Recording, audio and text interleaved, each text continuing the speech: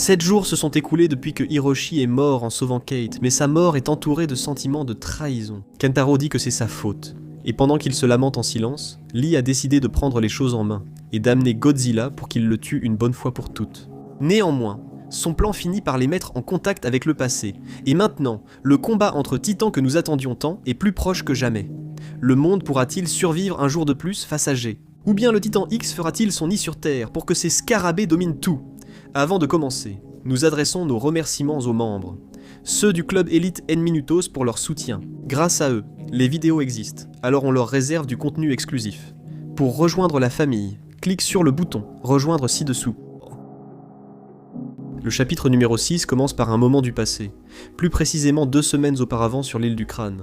Là-bas, on peut voir Kong effectuer ses patrouilles habituelles, s'assurant que tout dans l'écosystème reste en équilibre et agissant comme le protecteur naturel qu'il est. Ce matin-là, en particulier, l'île reçoit un visiteur inattendu. Kentaro, qui reste caché dans la végétation dense pour surveiller de près le géant. Quelques secondes plus tard, Kong sent son odeur et se rend rapidement compte de sa présence. Kentaro, convaincu que la créature ne lui fera pas de mal, lui sourit et essaie de lui montrer un dessin qu'il est en train de faire de lui. Cependant, le titan pousse un rugissement assourdissant qui finit par le chasser de l'endroit. Cette même nuit, aux abords de la base, 2 créatures parcourent le périmètre de la clôture électrique. C'est alors que nous voyons Kentaro revenir en dehors des horaires autorisés. Il se glisse prudemment sous les câbles électrifiés pour entrer. Une fois que le jeune homme parvient à passer de l'autre côté de la clôture, il pousse un soupir de soulagement en pensant qu'aucune bête ne pourra plus menacer sa vie. Cependant, il découvrira bientôt qu'il existe des dangers pires que ceux de l'extérieur. L'un d'eux se manifeste par la voix de son père, qui sait exactement ce que le garçon faisait, et l'attend pour le confronter. Hiroshi en a assez de toujours insister auprès du garçon pour qu'il fasse plus attention, mais ses avertissements lui entrent par une oreille et lui sortent par l'autre. Devant son silence, il lui demande finalement de lui montrer son travail. Kentaro accepte, et lui montre son carnet de croquis, où il a rassemblé des images de fleurs exotiques, qu'il n'avait jamais vues auparavant, et d'autres éléments fascinants de l'île, y compris le protecteur géant qui rôde autour d'elle toute la journée. Son père, dans un geste de trêve, décide d'échanger un des croquis de Kong contre une bière. Peut-être pourrait-il, pour une fois, passer un moment agréable sans se disputer, ce qui devient l'un des rares instants de bonheur que Kentaro partage avec son père. C'est précisément à ce moment-là que la narration nous transporte de façon directe à ses funérailles, où la famille s'est réunie afin de faire ses adieux à Hiroshi. Ce matin-là au cimetière, Keiko tenait ses cendres avec solennité tandis que Kate portait la tablette cérémonielle contenant son dernier message. Ce fut un moment extrêmement triste et strictement privé pour la famille, leur permettant de faire leurs adieux à un être cher. Pour sa part, Lee fut le seul à rester à une distance respectueuse. Après le drame causé par la lettre, il ne voulait pas être importun ni leur rappeler les conflits extérieurs. Quelques secondes après, quelqu'un s'approche et lui demande si ce sont bien les funérailles de Hiroshi Randa. Il répond oui. Après avoir observé le visage du nouvel arrivant pendant quelques instants, il découvre qu'il s'agit de Suck, ce vieil ami qu'ils avaient rencontré à l'étranger il y a de nombreuses années. Pendant ce temps, avec les jeunes, Kate présente des excuses sincères à Kentaro pour l'avoir exclu. Elle se sent coupable, sachant que c'était les derniers instants de son père. Elle reconnaît qu'il méritait de faire ses adieux. Cependant, Kentaro a d'autres reproches bien plus graves à lui faire. Il lui reproche d'avoir affronté un titan en risquant sa vie inutilement. Une vie qu'elle conserve maintenant, alors que son père a disparu en essayant de la sauver. Il lui reproche que, si elle avait tellement envie de mourir, elle aurait dû le faire loin d'eux. Pour lui, son père est mort, et elle a perdu la raison en croyant que le titan communique avec elle. Keiko tente d'expliquer à son fils que dans une telle tragédie, il n'y a pas de coupable. Pour Kentaro, la situation est claire. Kate a attiré la créature, et son père est mort par sa faute. Maintenant, il attend seulement le moment où Godzilla reviendra pour finir de régler le chaos qu'elle a elle-même provoqué. Zook n'arrive pas à croire que Keiko ait l'air si jeune alors que lui a tellement vieilli. Bien qu'il soit extrêmement difficile d'expliquer ce qui se passe à l'intérieur d'une faille temporelle, il est sincèrement heureux qu'elle aille bien, et il aimerait que les circonstances soient différentes. Malgré la solennité du moment, Zook mentionne qu'il a quelque chose d'important à leur montrer. Avant de quitter le cimetière, Lee s'approche de la tombe de Hiroshi pour y déposer son couteau en guise d'hommage, lui promettant en silence qu'il trouvera un moyen de réparer tout ce chaos. À cet instant, la narration nous transporte une fois de plus dans le passé, plus précisément dans les quartiers généraux de Monarca en 1958. C'est le premier jour de Keiko et Bill dans les bureaux principaux. La première personne qu'il rencontre est Alice, qui occupera le poste d'assistante de Bill. Elle leur annonce que l'assistant de Keiko arrivera bientôt, étant parti acheter des petites gâteaux de bienvenue pour l'équipe. Pour eux, c'est déjà un grand changement d'avoir des assistants et leur propre bureau. Ils reconnaissent que rien de tout cela n'aurait été possible si Keiko n'avait pas pris ses photos du Titan au Chili. Grâce à cette découverte, ils ont fait un grand bond dans leur carrière professionnelle, et Bill a hâte de retourner sur le terrain pour continuer la chasse. Alors que Bill fêtait l'inauguration de ses nouveaux bureaux, Lee apparaît soudainement pour les féliciter. L'atmosphère, cependant, est chargée d'un malaise profond, car c'est la première fois que les trois se retrouvent ensemble après les événements survenus entre Keiko et Lee sur l'île. Après que Keiko ait décidé que ce qui s'était passé devait rester un secret absolu, il est devenu insupportable pour Lee de respecter son désir de normalité.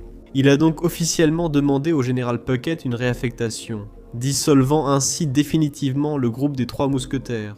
Lee justifie son départ en affirmant que ce changement est le meilleur choix pour sa carrière militaire, tout en connaissant la véritable raison de sa fuite. Si elle pensait qu'il pourrait vivre en enterrant le profond amour qu'il ressentait tout en regardant quelqu'un la serrer dans ses bras et l'embrasser devant ses yeux, elle se trompait lourdement. Ce soir-là, Lee partage un verre avec son père et lui confie ses peines. En tant que militaire, ils peinent à exprimer leurs sentiments. Néanmoins, son père est la seule personne avec qui il peut parler ouvertement de la femme qui l'a poussé à quitter Monarch. Lee lui avoue que ce qu'il ressent pour elle est tout simplement impossible. Il la décrit comme la personne la plus brillante qu'il connaisse, déjà en couple et heureuse. Briser une famille avec enfants ne fait pas partie de ses projets. Au même moment, la narration nous place avec Lee, partageant une table avec Zook, qui les a emmenés chez lui pour leur parler du projet Sablier et des années qu'il a passées à se demander pourquoi cela s'est terminé en un désastre absolu. La réponse pour lui est arrivée bien plus tard. La dilatation du temps. À cause de ce phénomène, tous ses calculs se sont révélés erronés, et par conséquent, sa vie s'est rapidement effondrée. Il a été licencié et banni de toute la communauté scientifique. En plus de lui retirer son prestige, on lui a révoqué son visa et détruit chacune de ses inventions. Les autorités l'ont sévèrement menacé. S'il y avait à nouveau un seul isotope dans sa vie, il serait poursuivi et passerait le reste de ses jours dans une cellule de 2 mètres sur 2. Toute cette peur l'a tenu à l'écart de la science, jusqu'à ce que Hiroshi vienne le chercher avec une idée révolutionnaire. Un téléphone pour Titan. Voir comment Hiroshi a poursuivi son travail en y ajoutant sa touche, a ravivé sa passion pour la connaissance. C'était la principale raison pour laquelle il a décidé d'assister aux funérailles, en plus d'apprécier ce moment présent, où tout le monde peut parler ouvertement de lui, et partager différentes histoires qui maintiennent sa mémoire vivante. Parmi les rires que Zook partage avec la famille, le dîner se prolonge jusqu'au matin suivant. À ce moment-là, le récit revient dans le passé pour nous révéler que, lors de son premier jour à son nouveau poste sous les ordres du général Puckett, Lee s'est profondément endormi après avoir partagé plusieurs verres la veille avec son père. Lee, en pleine gueule de bois et très mal en point, parvient difficilement à enfiler son uniforme pour rejoindre aussitôt le bâtiment du renseignement. Là, il retrouve à nouveau son père, qui lui demande de ne pas s'inquiéter pour son retard. Son père lui dit avoir déjà prévenu Puckett qu'il le ramènerait plus tard, ils peuvent donc prendre le petit déjeuner tranquillement. Lors de la rencontre, il lui dit de ne plus s'inquiéter de travailler. Pendant que Lee dormait, son père a usé de diverses influences pour le transférer au MAG au Vietnam, en tant que conseiller pour l'une des plus grandes mobilisations militaires de l'histoire. Il lui révèle que le poste proposé par Puckett était en réalité une tombe professionnelle où il passerait ses journées à analyser des futilités derrière un bureau. En revanche, s'il se rend au Vietnam pour aider à l'entraînement des forces locales vers la victoire, il se forgera un parcours admirable qui lui ouvrira de nombreuses portes vers l'avenir. Il espère que Lee ne commettra pas les mêmes erreurs qui l'ont freiné pendant des années dans sa propre carrière militaire. Lee lui confie alors avoir voyagé plus de 10 fois autour du monde et vu des monstres hauts comme des gratte-ciel. Cependant, son père lui fait remarquer sévèrement qu'après 5 ans de service, il n'a rien de concret pour le prouver. Être un simple laquais dans des missions secrètes n'est pas quelque chose qui lui assure un avenir prospère. Ce genre d'emploi ne garantit qu'une tombe sans nom et l'oubli total. Peut-être qu'il a vu des choses que personne d'autre n'a imaginées. Mais ces créatures n'ont aucune intention de partager la planète. Elles veulent la conquérir. C'est pourquoi son travail consiste à atteindre le rang le plus élevé possible afin que, lorsque viendra le moment de décider du destin du monde, il puisse remplir son rôle et ne soit pas ignoré par l'histoire. Pour son père, peu importe qui est l'ennemi. La victoire ne dépend pas de l'adversaire que tu affrontes, mais de qui tu es et de la force avec laquelle tu es prêt à frapper. Seule importe la victoire, et Lee doit vite l'accepter. Quelques jours après, Lee arrive au Vietnam. Il a réservé une chambre confortable. Cependant, une fois seul, le jeune homme décharge toute sa frustration sur la première chose qui lui tombe sous la main. Une fois de plus, sa vie a été manipulée par son père, et cela, ajouté à la douleur de ce qui s'est passé avec Keiko, finit par le submerger émotionnellement.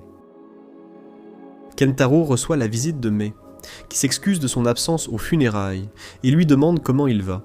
Il lui demande si elle a parlé avec Kate. Mei répond non. Alors il accepte de se promener avec elle. Après quelques verres, Kentaro l'embrasse soudainement, créant une situation très gênante, car Mei ne partage pas ses sentiments et voulait seulement le réconforter dans un moment difficile.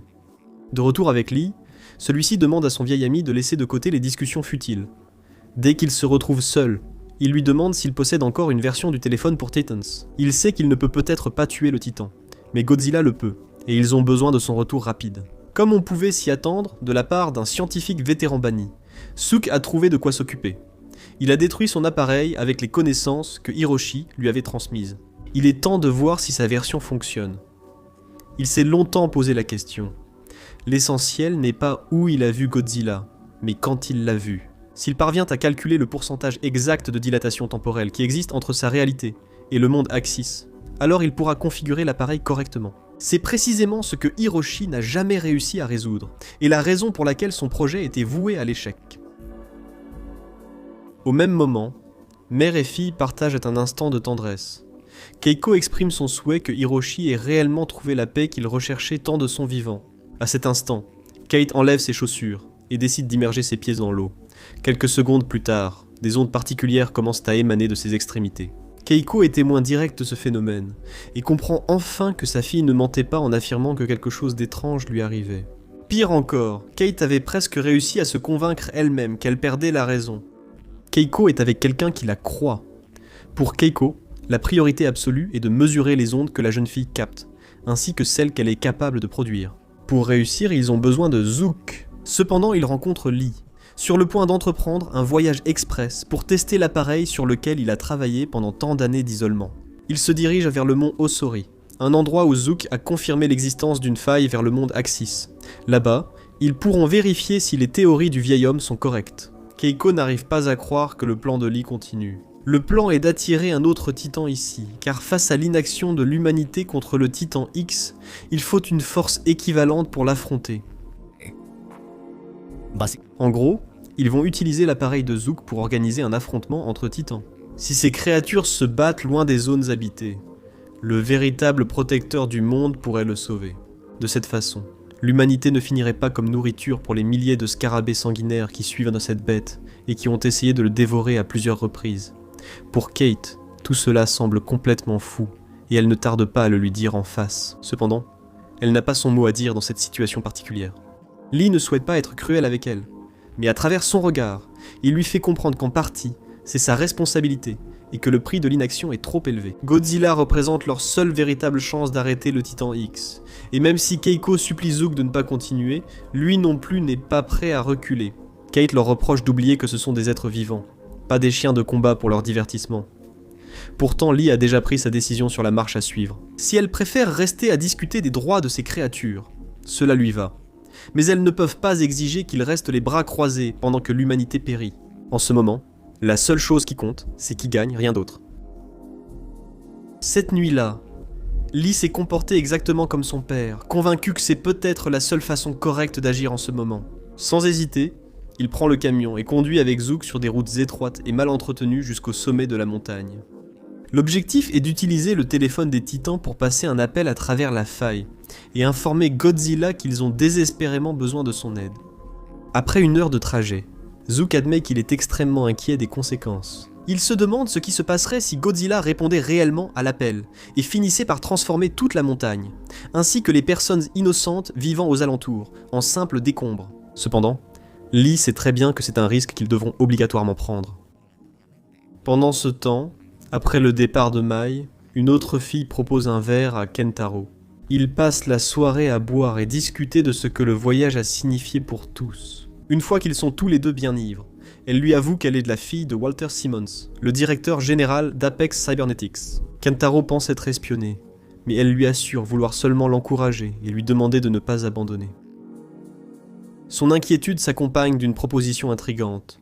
Elle veut qu'il lui permette de lui montrer quelque chose de crucial, que Monarch ne révélerait jamais à des gens comme eux. À peine sorti du bar, une alerte de titan retentit dans toute la ville, et avant que Kentaro n'atteigne un abri sûr, la destruction totale commence. Godzilla émerge au milieu de la ville, détruisant tout sur son passage, et il devient clair qu'il est temps de fuir pour sauver leur vie. Dans sa fuite désespérée, il tombe sur quelqu'un qui observe le chaos avec incrédulité. Cependant, le temps de prendre des photos est révolu. Ils doivent s'échapper, car la riposte militaire ne se fait pas attendre. Les avions tirent leurs missiles sur Godzilla, qui se défend férocement tandis que la population civile s'enfuit terrifiée. Quelques secondes plus tard, Kate apparaît et leur assure qu'ils ne risquent rien, car Godzilla n'a pas l'intention de leur nuire. Pourtant, la queue du monstre les écrase soudainement. À cet instant, il est révélé que tout cela n'était qu'un horrible cauchemar provoqué par le mélange de cocktails de la veille au soir. En fait, Kentaro se réveille dans sa chambre avec une grosse gueule de bois, mais indemne. Après avoir compris la situation, il va voir son père, puis appelle Isabelle pour confirmer qu'il est prêt à découvrir ce qu'elle souhaite lui montrer. De retour avec les femmes, Keiko doit se dépêcher de faire ses tests. Elles doivent découvrir la signification de ce qui arrive à Kate avant que Lee n'appelle Godzilla et ne provoque un autre jour G. Si les sensations de sa fille proviennent réellement du Titan X, cela pourrait bien être la clé définitive. Le plan est d'analyser les ondes et voir s'ils peuvent reproduire ce qui s'est passé avec le scarabée blessé qui a poursuivi Lee, c'est-à-dire attirer le Titan grâce à un signal de détresse de son espèce. Après avoir placé le capteur dans l'eau, Keiko demande à sa fille d'y plonger les pieds. Elle reste attentive pour analyser les vibrations. Mais après quelques minutes, le signal s'avère trop faible pour être enregistré avec succès. Keiko suggère que si Kate se concentre sur ses sentiments de la veille et sur ses pensées quand ses pieds agitèrent l'eau, elle pourrait déclencher le catalyseur de ce phénomène. Bien que Kate s'inquiète que quelque chose tourne mal, son père insiste sur le fait qu'ils ont besoin de cette avancée. Alors elle décide de se jeter complètement à l'eau. À cet instant, le signal devient clair et puissant. Keiko ne parvient pas seulement à entendre l'appel du Titan, mais elle analyse aussi les schémas, et se rend compte qu'elle peut transformer cela en quelque chose de bien plus important qu'un simple appel. Lorsque Keiko fait écouter l'enregistrement à sa fille, quelque chose d'extraordinaire arrive à Kate. Ya no percibe simplemente sonidos extraños. Nox semble comprendre exactement le message sous-jacent. Elle avoue à sa mère que le Titan X ressent une peur profonde, qu'il est perdu et qu'il n'arrive pas à retrouver le chemin de sa maison. Ils ne subissent donc pas d'invasion hostile. La créature veut juste retourner dans le monde Axis, et Lee compte attirer Godzilla pour l'éliminer sans pitié. Au même moment, Suk est déjà suffisamment proche du mont Osori pour que Lee reconnaisse l'endroit exact par lequel il est revenu du monde Axis il y a si longtemps. Le moment est venu de vérifier si le travail de toute une vie fonctionne réellement. Cependant, pour que le plan réussisse, Lee devra s'approcher suffisamment de la faille pour servir de conduit entre les deux mondes. Suk ne peut pas lui garantir qu'il en sortira indemne. Il n'a pas eu le temps d'analyser tous les scénarios, un risque qu'ils devront assumer pour avancer. Une fois que l'appareil est allumé, les ondes commencent à parcourir tout l'endroit, mais il n'y a aucun signe de la faille nulle part. La mauvaise nouvelle, c'est que la batterie ne durera pas éternellement. Alors Lee lui ordonne d'oublier les tests et de mettre la puissance au maximum. Ils n'ont qu'une seule chance de réussir, et Suk décide de lui obéir. Le vieil homme pousse les commandes et dépasse les limites de stabilité autorisées. Quelques secondes plus tard, l'ancien volcan inactif devient un immense nuage de terre alors qu'une fissure s'ouvre au centre du cratère. Cette anomalie est bien plus grande que tout ce qu'ils ont vu auparavant, et les capteurs détectent un signal massif, ce qui met Lee en danger extrême en raison de sa proximité. Suk lui répond par radio, l'avertissant que les instruments s'affolent et que la signature énergétique est inédite. Ce n'est certainement pas Godzilla, dont ils doivent éteindre l'équipement immédiatement. Quelques instants plus tard, la force d'attraction de la faille commence à aspirer Lee vers l'intérieur. Il crie désespérément à Suk de couper l'alimentation, mais le vieil homme lui avoue avec angoisse qu'il l'a déjà fait il y a 2 secondes. Il a totalement perdu le contrôle du phénomène, et la faille se maintient seule. C'est une très mauvaise nouvelle, de très mauvaises nouvelles pour les deux. Surtout pour Lee, qui se trouve à quelques pas de l'abîme. Soudain, la brèche semble se stabiliser d'une manière inédite que Lee n'avait jamais vue auparavant.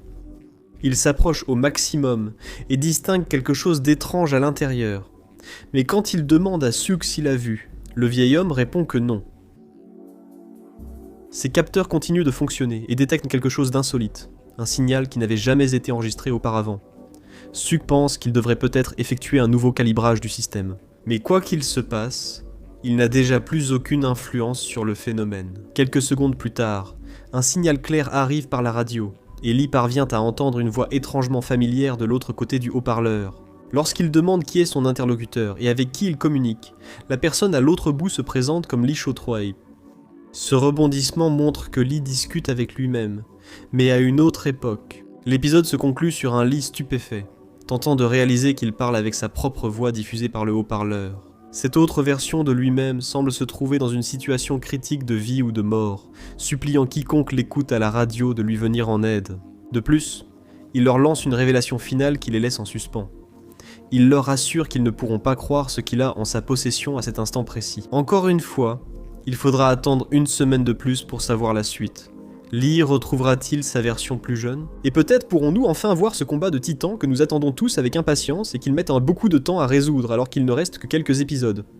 On se retrouve dans une semaine pour la réponse.